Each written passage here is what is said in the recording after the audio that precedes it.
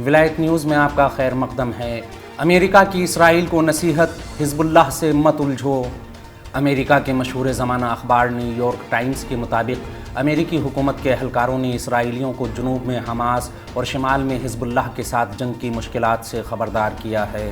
New York Times نے اپنی report میں کہا ہے کہ امریکی صدر جو بائیڈن کی انتظامیہ کے سینئر اہلکاروں کو خبر ملی تھی کہ صہیونی حکومت کے وزیر جنگ یوآف گیلنٹ حزب اللہ پر پیشگی حملے کی تیاری کر رہے ہیں۔ اس اخبار کے مطابق بائیڈن اور ان کے سینئر ساتھیوں نے اسرائیل سے کہا ہے کہ وہ حزب اللہ پر بڑے پیمانے پر کسی بھی ایسے حملے سے باز رہیں جو اس طاقتور تنظیم کو اسرائیل کے ساتھ میدان جنگ میں اترنے کے لیے مجبور کر دے۔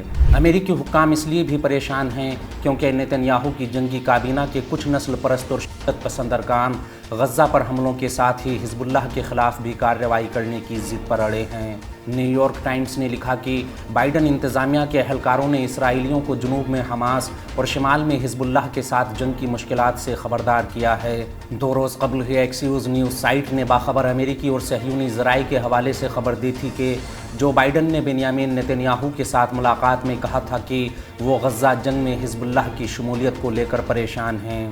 غزہ کی سنگین صورتحال اور اسرائیلی حملوں کے بارے میں بائیڈن کو رپورٹ دیتے ہوئے صہیونی وزیر جنگ نے کہا ہے کہ غزہ پٹی میں حماس کو ختم کرنے کی کوششوں میں برسوں لگ سکتے ہیں۔ غزہ میں 14 لاکھ افراد کو بے گھر کر چکے اسرائیل کے پاس بمباری اور بربادی کے علاوہ غزہ کے لیے کوئی منصوبہ ہے نہ کوئی پلان۔ اسرائیلی جنگی کونسل نے بائیڈن کو آگاہ کیا ہے کہ جنگ کے بعد کا کوئی منصوبہ نہیں ہے، ساری توجہ مزاحمتی تحریک کے خلاف حملے پر ہے۔ دوسری جانب ٹائم میگزین نے بھی لکھا ہے کہ امریکی صدر نے صہیونی حکومت کے وزیر اعظم سے نجی ملاقات میں غزہ پٹی پر زمینی حملے کی حمایت کا اعلان کیا ہے۔